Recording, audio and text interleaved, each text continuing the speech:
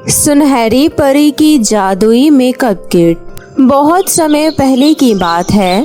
किशनपुर नामक गांव में एक बहुत अच्छी फैमिली रहा करती थी, जहां शिवम अपनी पत्नी संजना के साथ रहा करता था, जिनकी एक बेटी काजल थी। लेकिन उनकी बेटी काजल सांवले रंग की थी, जिसके कारण उसे बहुत कुछ सहन करना पड़ता था। शिवम और संजना एक बहुत अच्छे परिवार से थे, जिसकी वजह से उनके पास किसी चीज की कोई कमी नहीं होती। लेकिन कमी होती है तो सिर्फ साफ रंग की। इसके अलावा उनके पास कोई कमी नहीं थी। गांव के सभी बच्चे स्कूल जाया करते थे, उसी में से एक काजल भी थी। सभी बच्चे स्कूल जाया करते और वहां जाकर पढ़ाई किया करते हैं। लेकिन सभी को मौका मिलने पर क्लास के बच्चे काजल का मजाक उड़ाया करते हैं। लेकिन काजल को अब इन सब चीजों से कोई फर्क नहीं पड़ता था, क्योंकि काजल एक समझदार लड़की थी, जिसको हमेशा अपने सपने पूरे करने का भूत चढ़ा रहता। काजल पढ़ लिख कर एक अच्छी पोस्ट हासिल करना चाहती थी और यही उसके लिए सब कुछ था। ऐसे ही एक दिन स्कूल में क्लास टीचर ना होने की वजह से काजल के क्लास के बच्चे काजल से कहते हैं, जरा इसकी शक्ल तो देखो, जिसे देखकर सबको हंसी आ सकती है। काली कल्लो बैंगन कहीं की। इसके चेहरे पर दाने इसको करेली की याद दिलाते होंगे। मुझे तो ये बिल्कुल भी पसंद नहीं, और मैं तो ये कभी भी नहीं चाहती कि ये हमारे क्लास में कुछ दिन और रुके। मैं चाहती हूँ कि हम कैसे भी करके इसको इस क्लास से निकाल दे। अब मुझे इसके यहाँ होने से घिन आती है। अरे तुम सभी बच्चों का दिमाग खराब हो गया है क्या? क्या मैंने तुम में से कभी किसी को सफेद कहा है या भूरा कहा है? धरती पर दो ही रंग होते हैं, एक काला और एक गोरा। और फिर मैं इतनी भी गैर गुजरी नहीं जितना तुम लोगों ने मुझे बदनाम कर रखा है। काजल किसी तरह बच्चों को समझा बुझाकर उन्हें जवाब देती है और फिर स्कूल की छुट्टी होने पर घर वापस लौटती है तो उसे पता चलता है कि उसे अपनी फैमिली के साथ शर्मा जी की बेटी की शादी में जाना है। अरे वाह, मेरी बेटी काजल स्कूल से आ गई। आजा, जल्दी से स्कूल बैग दे। और अब हमें शर्मा जी की बेटी की शादी में जाना है, जहाँ 3 घंटे का सफर तय करने के बाद हम पहुँच जाएंगे। जल्दी से तैयार हो जा और अच्छे कपड़े पहन ले। आखिरकार कोई ना कोई रिश्तेदार मिलकर तेरी शादी की भी बात करेगा ही, और हो सकता है कोई लड़का भी तुझे पसंद कर ले। अरे माँ, कैसी बातें करती हो? मैं आपके साथ पार्टी में तभी चलूंगी जब ये सब बातें वहाँ नहीं होगी, क्योंकि मुझे ये सारी बातें नहीं पसंद और मैं पढ़ लिख कर कुछ बनना चाहती हूँ। शादी तो होती रहेगी। अरे मेरी बेटी तो शर्मा गई। चल अब जा, जल्दी से तैयार हो जा, उसके बाद हमें निकलना भी है। काजल का ये सब कहना उसकी माँ मजाक में ले लेती है, लेकिन काजल सच में पढ़ लिख कर कुछ बनना चाहती थी। उसके बाद वो शादी करना चाहती थी। लेकिन इस सोसाइटी में काजल अपनी बात को कभी लोगों को समझा ही नहीं सकती थी। और फिर वो सभी के साथ शादी में जाती है। वहां पहुंचकर देखती है कि सभी लड़कियां बहुत साफ सुथरी होती है और सभी बहुत अच्छे से तैयार होकर आई होती है। लेकिन काजल एक सिंपल सिटी के साथ जाती है, जो उसे बहुत सिंपल दिखाती है। लेकिन काजल बहुत खुश होती है कि वो एक अच्छी पार्टी अटेंड करने आई है। वो सारी बेकार की बातें अपने दिमाग से निकाल देती है। लेकिन फिर भी पार्टी में उसे एक आंटी मिलती है। अरे मुझे तो लग रहा है कि मैं तो एक चांद को ग्रहण लगते हुए देख लिया। तुम इतनी काली तो नहीं थी बचपन में जब मैंने तुम्हें खिलाया था, लेकिन अब तो तुम ऐसी हो गई हो जैसे चंदा को ग्रहण लग जाता है, इसके बाद चांदनी खत्म सी हो जाती है। तो इसमें बुरी बात क्या है आंटी? चंदा तो फिर भी चंदा ही रहता है ना, उसकी चांदनी ही तो खत्म हो जाती है, लेकिन फिर भी हम उसे चांद ही तो कहते हैं ना। बातें तो सुनो जरा इसकी, ऐसा लग रहा है जैसे कितनी सुंदर हो ये। जिस तरीके से बात कर रही है, जरा घर में अपने माता पिता से पूछ कि उनके ऊपर क्या बीत रही है तेरे पक्के रंग की वजह से। उन्हें कोई रिश्ता भी नहीं मिल रहा होगा तेरे लिए। आंटी, मुझे अभी वैसे भी शादी ही नहीं करनी है। तेरे यहाँ होने की वजह से ऐसा लग रहा है जैसे इस पार्टी में मजा ही खत्म हो गया हो। तू अपने घर क्यों नहीं चली जाती? यहाँ पर आई सुंदर सुंदर लड़कियाँ देखकर तुझे शर्म नहीं आ रही? कैसे खड़ी है अकड़ कर?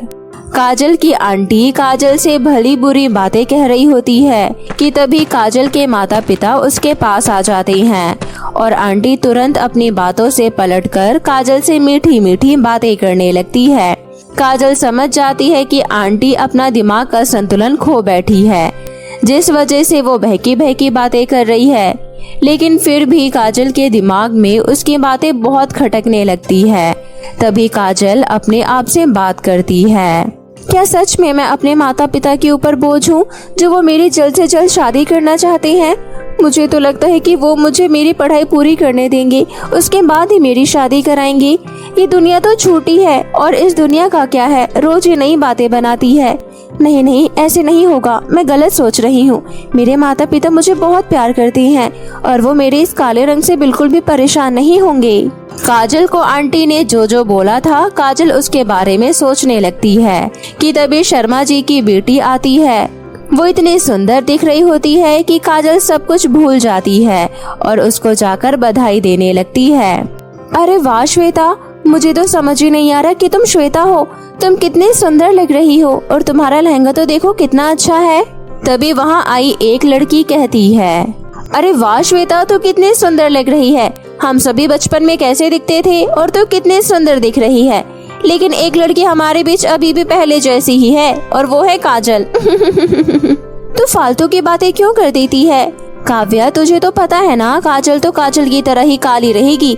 लेकिन आज मेरी शादी का दिन है और तुझे पता भी है कि मेरा मेकअप कितना महंगा हुआ है।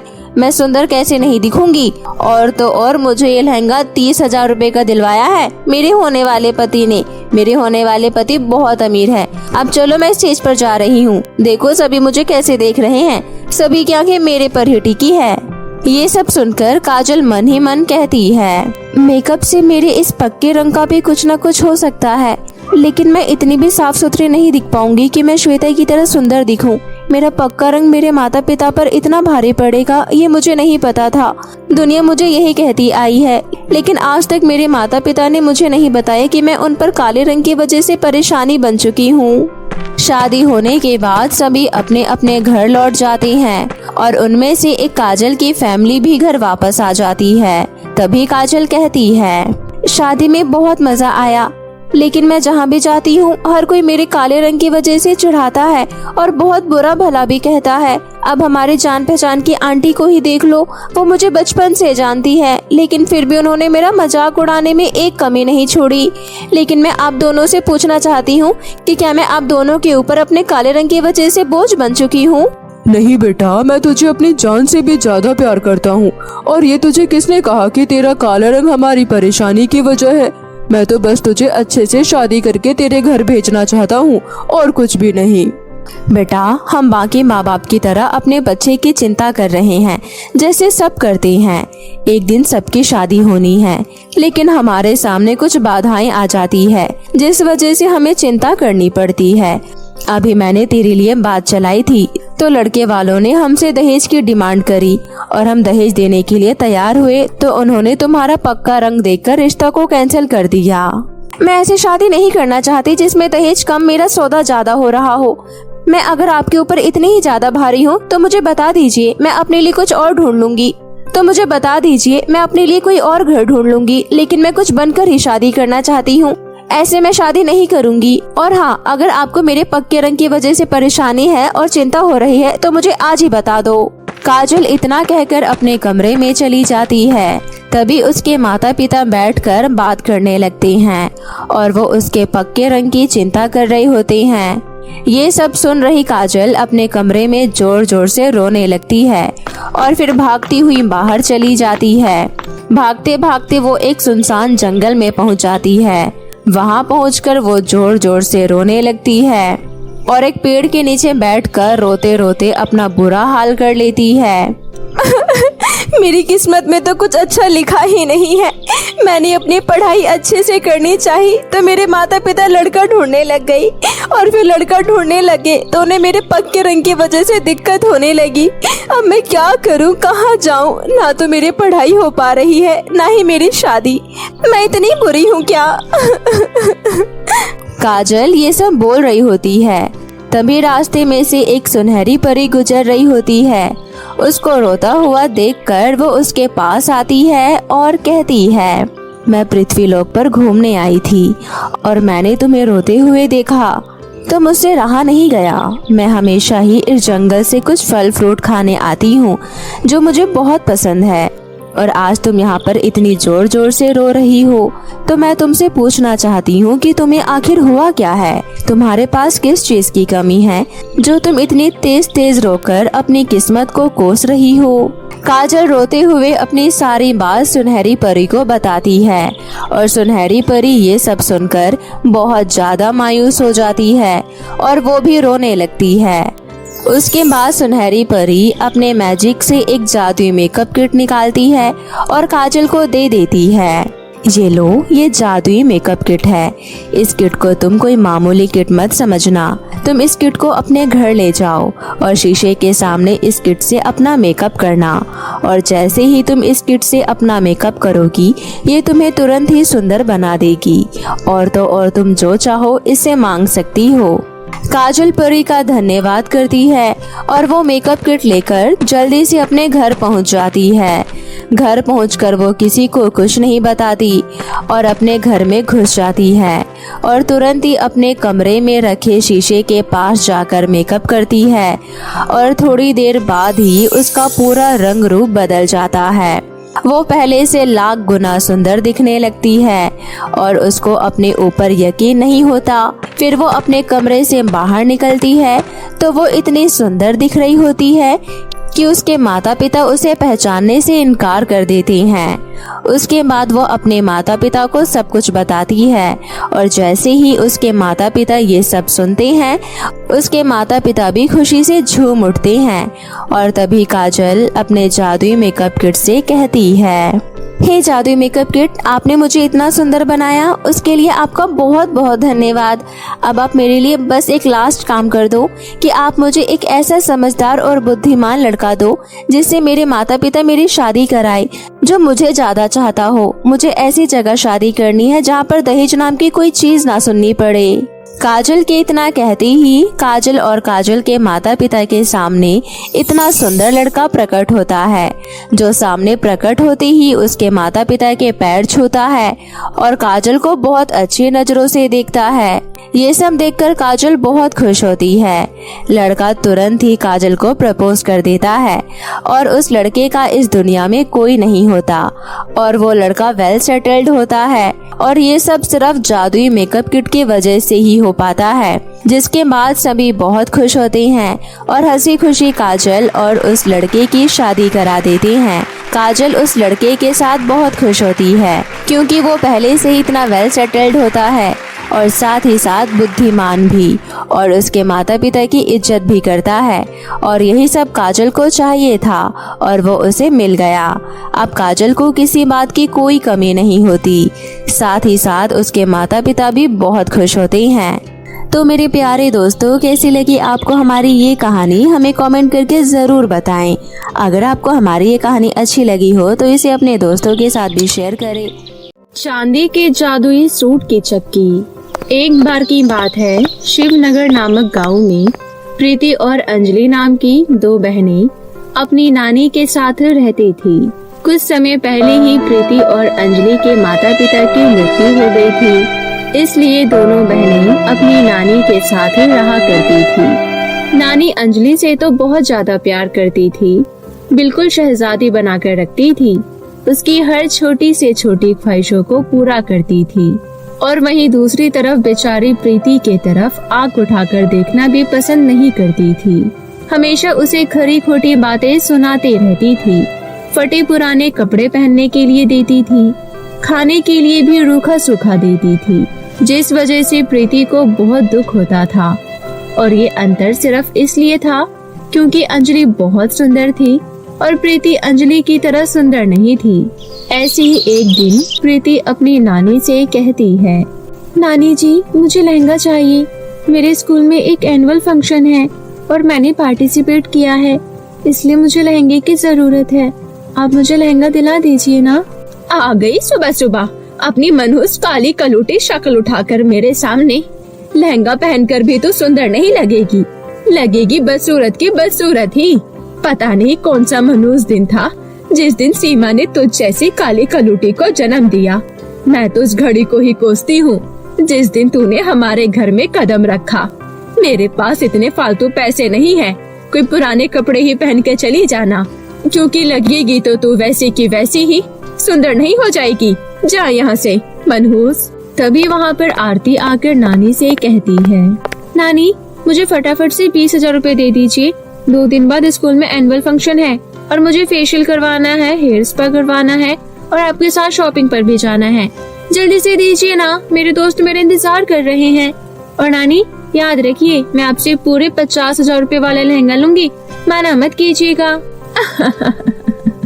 अरे क्यों नहीं, मेरी सुंदर राजकुमारी जैसे दिखने वाली नातिन, तुम्हारी सुंदरता को देखकर तो मैं जिंदा हूँ। पूरे गांव में तुमसे ज्यादा सुंदर कोई नहीं है और तुम्हें अपनी सुंदरता में 4 चांद लगाने के लिए पार्लर की तो जरूरत पड़ेगी ही। ये लो पूरे 20,000 रुपए और जल्दी आ जाना, उसके बाद हम शॉपिंग पर भी चलेंगे। तुम्हें जैसा लहंगा चाहिए तुम्हें वैसा लहंगा मिल जाएगा। पूरे स्टेज पर सिर्फ तुम ही खड़ी होकर चमकोगी और कोई नहीं। ऐसा कहकर नानी ने अंजलि को तुरंत 20,000 रुपए दे दिए और बेचारी प्रीति को एक फूटी कौड़ी भी नहीं देती है, बल्कि उसे 4 बातें और सुना देती है। जब अंजलि पार्लर से वापस आ जाती है, नानी और अंजलि दोनों शॉपिंग करने जाती है और अंजलि अपने लिए बहुत ही सुंदर और महंगा लहंगा खरीद कर लाती है। इतना ज्यादा सुंदर लहंगा देखकर प्रीति की आंखें चमक उठती है। तभी नानी बाहर से आवाज लगाती है, अरे मनहूस काली कलूटी, कहाँ मर गई? आज के दिन हमें चाय मिलेगी या नहीं? हम दोनों कितनी देर से बाहर शॉपिंग करने गए थे, अब घर में आए हैं तो 2 घुट चाय भी नहीं मिल रही। एक एक काम चीख चीख कर करवाना पड़ता है। काली कलूटी, एक काम भी ठीक से नहीं होता। मनहूस कहाँ मर गई? चाय आएगी भी कि नहीं? नानी जी बस 2 मिनट, मैं अपना होमवर्क कर रही थी, बस अभी मैं चाय लेकर आ रही हूँ। प्रीति आवाज लगाकर ऐसा कह देती है और कुछ समय बाद अपनी नानी और अंजलि के लिए चाय बनाकर लेकर आती है। उसे नीचे जमीन पर पानी नजर नहीं आता और बेचारी प्रीति का पैर स्लिप हो जाता है और वो सारी चाय अंजलि के ऊपर जा गिरती है।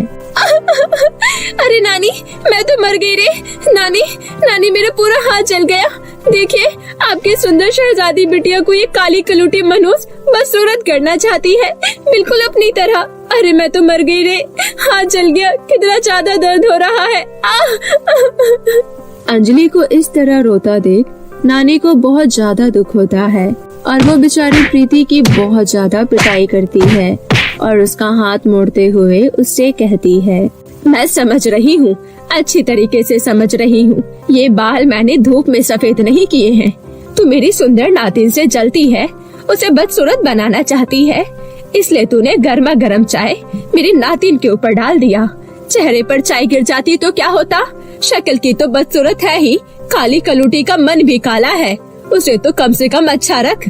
अगर ऐसी ही जलती रहेगी तो और भी ज्यादा काली और बदसूरत हो जाएगी। मनहूस। नानी मत मारिए, मुझे बहुत दर्द हो रहा है और वैसे भी मैंने अंजलि के ऊपर जानबूझकर चाय नहीं गिराई। नीचे पानी था, वो मुझे दिखा नहीं और मेरा पैर स्लिप हो गया। वो मेरी बहन है, भला मैं अपनी बहन से क्यों चलूंगी? मुझे तो खुशी है कि ऊपर वाले ने मेरी बहन को तो सुंदर बनाया, वरना जिस कठिनाइयों से मेरी जिंदगी गुजर रही है अंजलि बर्दाश्त नहीं कर पाती। प्रीति के बहुत रोने और गिड़गिड़ाने के बाद नानी उसे छोड़ देती है और बेचारी रोते हुए अपने रूम में चली जाती है। ऐसे ही 2 दिन बीत जाते हैं। प्रीति के पास एनुअल फंक्शन पर पहनकर जाने के लिए कोई अच्छे कपड़े नहीं थे। वो वही पुराने कपड़े पहनकर चली जाती है और आरती बहुत सुंदर लहंगा पहनकर और बहुत अच्छे से तैयार होकर एनुअल फंक्शन में जाती है। दोनों बहनें स्कूल चली जाती है। तभी प्रीति को देखकर स्कूल की सभी लड़कियां हंसने लगती हैं। अरे यार अंजलि, तूने तो इतना सुंदर लहंगा पहन रखा है और तुम्हारी इस काली कलूटी बहन ने फटे पुराने कपड़े। क्या इसे पता नहीं था आज हमारे स्कूल में एनुअल फंक्शन है? वैसे अंजलि, ये तुम्हारी सगी बहन है भी या नहीं, या फिर तुम इसे कूड़ेदान से उठाकर लेकर आई थी? क्योंकि तुम दोनों कहीं से भी बहनें नहीं लगती। तो कहाँ चांद की तरह सुंदर और तेरी बहन, इसकी बदसूरती के लिए तो मेरे पास शब्द ही नहीं है। हाँ पता नहीं यार, नानी भी इसे बिल्कुल पसंद नहीं करती। तभी तो देखो, मुझे पार्लर जाने के लिए नानी ने तुरंत 20,000 रुपए दे दिए और इतनी सारी शॉपिंग कराई। और ये नानी की चमची बनी फिरती है, उनके आगे पीछे घूमती रहती है, घर का सारा काम करती है, फिर भी नानी इसे घास तक नहीं डालती। मुझे तो ऐसा लगता है कि मेरी सगी बहन है ही नहीं। तुझे पता है, मेरे हाथ पर थोड़ी सी चाय गिर गई थी तो नानी ने इसकी इतनी ज्यादा पिटाई की, इतनी पिटाई की। ये हमारे घर की मनहूस लड़की है, इसी की वजह से मम्मी पापा का एक्सीडेंट हुआ था, इसलिए नानी इसके साथ ऐसा बर्ताव करती है और ऊपर से इसका रंग रूप। इस तरह अंजलि अपने दोस्तों के साथ मिलकर बेचारी प्रीति का मजाक उड़ा रही थी। प्रीति अपना गुस्सा बहुत कंट्रोल करती थी, लेकिन आज उससे इतनी ज्यादा इंसल्ट कंट्रोल नहीं हो पाई और वो सबके सामने अंजलि को जोर से थप्पड़ मारकर कहती है, अंजलि, क्या तुम्हारे सीने में दिल नहीं है? मैं तुम्हारी अपनी सगी बहन हूँ और तुम मुझे क्या क्या कह रही हो? बदसूरत, काला साया, कचरा। क्या तुम्हें एहसास भी है ये शब्द सुनकर मेरे दिल पर क्या बीत रही होगी? मुझे कितना बुरा लग रहा होगा। लेकिन शायद तुम्हें एहसास तो है ही नहीं, क्योंकि तुम्हें नानी का भरपूर प्यार मिलता है और बाहर भी लोग तुमसे प्यार करते हैं। लेकिन मुझ जैसी बदसूरत को ना घर में प्यार मिलता है ना बाहर। कभी तुमने सोचा है कि मुझे कैसा लगता होगा? लेकिन नहीं, तुम्हें तो अपनी सुंदरता पर घमंड बहुत ज्यादा है ना। अच्छा, मुझे अपनी सुंदरता पर घमंड क्यों ना हो? नानी और सब मुझसे प्यार क्यों ना करे? मैं हूँ ही इतनी ज्यादा सुंदर और तुझे सब क्यों प्यार करेंगे? तुझे पता नहीं, काले और बदसूरत लोग से नफरत की जाती है और तुझसे नफरत करने की दो वजह है। एक, तेरी वजह से मम्मी पापा हमें छोड़कर चले गए और ऊपर से तेरा रंग रूप ऐसा है। तूने मुझे थप्पड़ मारा है ना, इसकी सजा तो तुझे मिलकर रहेगी। घर जाने के बाद तेरी नानी से ऐसी क्लास लगवाऊंगी कि तू कभी भूलेगी नहीं। ऐसा कहकर अंजलि बहुत गुस्से में वहाँ से घर आ जाती है और घर आने के बाद अपनी नानी को सब बताती है। अंजलि की बातें सुनकर नानी का पारा हाई हो जाता है और जब प्रीति घर आती है तो नानी प्रीति को जोर से थप्पड़ मारकर कहती है, काली कलूटी बदसूरत, तेरी इतनी हिम्मत कैसी हुई कि अंजलि को मारने की? अंजलि ने ऐसा क्या गलत कह दिया था? तू जैसी है, तुझे तेरा आईना ही तो दिखाया, इसमें कुछ तो गलत नहीं कहा था। आज के बाद अगर तूने हाथ उठाने की कोशिश भी की तो मैं तेरा हाथ तोड़ दूंगी। चुप हो जा मेरी शहजादी, मैंने इस मनूस को समझा दिया है, आज के बाद वो तुझे हाथ भी नहीं लगाएगी। अब यहाँ खड़ी होकर आंसू ही टपकाती रहेगी या खाना वाना भी बनाएगी? बेचारी प्रीति खाना बनाने के लिए चली जाती है। खाना बनाकर डाइनिंग टेबल पर लगाकर अपने रूम में जाकर बेचारी बहुत रोती है। मैं नानी से कितना प्यार करती हूँ और अंजलि से भी, लेकिन दोनों है कि मुझे प्यार करना तो दूर की बात है, प्यार की नजरों से भी देखना पसंद नहीं करते। अंजलि बाहर वालों के सामने मेरा मजाक उड़ाते रहती है। नानी मेरे साथ घर में भी नौकरों से ज्यादा बुरा व्यवहार करती है। उनके प्यार के लिए मैं कितनी ज्यादा तरसती हूँ। मैं सोचती हूँ कि कब नानी मुझसे कहेगी कि प्रीति बेटा, रंग रूप से कुछ नहीं होता, तुम तो बहुत अच्छी हो। लेकिन ये सब मेरा एक सपना है जो कभी हकीकत नहीं होगा। मुझे हमेशा ऐसे ही दूसरों की दुत्कार सुनने को मिलती रहेगी। बस बहुत हुआ, अब मैं और सहन नहीं कर सकती। मेरी आत्मा अब बर्दाश्त नहीं कर सकती। अब मैं खुद को खत्म कर लूंगी। जब मैं जिंदा ही नहीं रहूंगी तो किसी को कुछ कहने का मौका ही नहीं मिलेगा। यही ठीक रहेगा। ऐसा कहकर प्रीति बहुत रोती है और खुद को मिटाने के लिए नदी में कूदने के लिए निकल जाती है।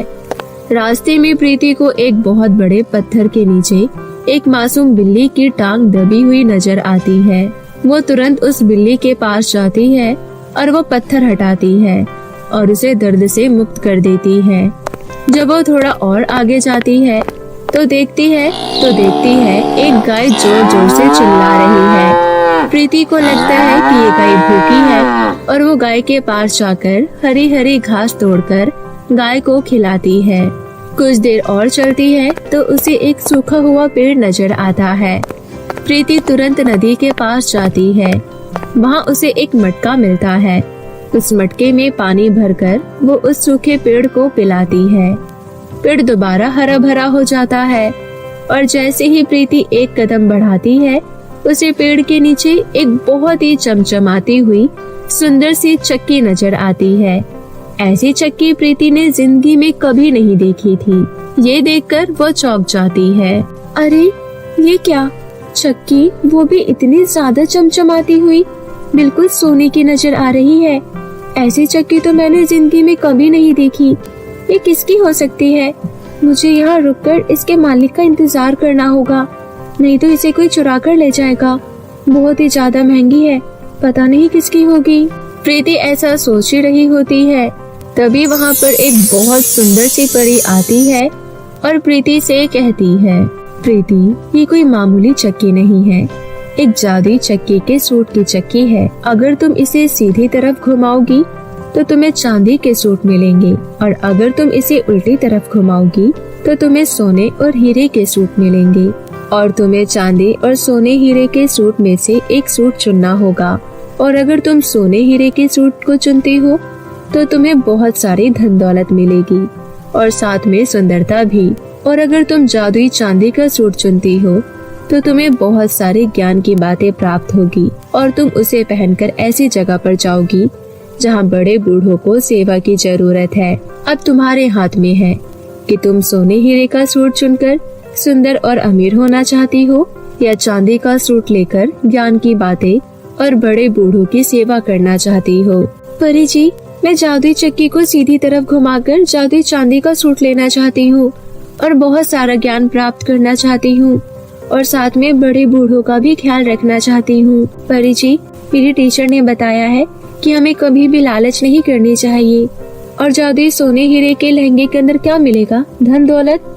लेकिन ज्ञान से बड़ी कोई धन दौलत नहीं होती, और अगर आपके पास ज्ञान है तो सारी जिंदगी आपके साथ रहेगी, और अगर आपके पास धन दौलत है तो जरूरी नहीं वो आपके पास हमेशा रहे। वाह प्रीति, तुम बहुत अच्छी हो। तुम हमेशा अपनी नानी के प्यार के लिए तरसती थी। तुम्हें प्यार नहीं मिला तो तुम मरने के लिए घर से बाहर निकल गई, लेकिन जब तुम्हें मुसीबत में एक बिल्ली नजर आई तो तुमने उसकी मदद की। भूखी गाय को खाना खिलाया, सूखे पेड़ को पानी पिलाया, और जब तुम्हें ये मौका मिला कि तुम्हें धन दौलत सुंदरता सब कुछ मिल जाता, उस वक्त भी तुमने ज्ञान और दूसरों की मदद करने का फैसला किया। सच में तुम बहुत अच्छी हो। और अब तुम जादुई चक्की को घुमाओ और चांदी का सूट लेकर पहनो। प्रीति जैसे ही जादुई चक्की को सीधी तरफ घुमाती है तो उसे एक बहुत ही सुंदर चमचमाता हुआ चांदी का सूट मिल जाता है, और प्रीति तुरंत ही वो सूट पहन लेती है। जैसे ही प्रीति जादुई चांदी का सूट पहनती है, वो बिल्कुल परियों की तरह सुंदर हो जाती है, और उसके सामने बहुत सारी धन दौलत आ जाती है। ये देखकर प्रीति की खुशी का कोई ठिकाना नहीं रहता, और वो परी को धन्यवाद कहकर अपनी नानी और अपनी बहन से बहुत दूर एक गांव में अपना जीवन व्यतीत करने लगती है, और जादुई चांदी के सूट की मदद से गरीब और परेशान लोगों की मदद करती है। ऐसे ही प्रीति अपनी लंबी गाड़ी में कहीं घूमने जा रही थी, तभी वो देखती है कि उसकी नानी फटी पुरानी साड़ी में सड़क के किनारे भीख मांग रही है। प्रीति तुरंत अपनी गाड़ी से बाहर उतरती है और अपनी नानी के पास जाकर कहती है, अरे अरे नानी, आप यहाँ? आपकी ये हालत किसने की? आप घर पर क्यों नहीं है? आप इस तरह से भीख क्यों मांग रही हैं? क्या हुआ नानी? अंजलि बिटिया, तुम वापस आ गई। मुझे अपने साथ घर ले जाने। मुझे कुछ दिखाई नहीं दे रहा। अंजलि बिटिया, मुझे अपने साथ ले जाने आई हो? नहीं नानी, मैं अंजलि नहीं हूँ, मैं प्रीति हूँ।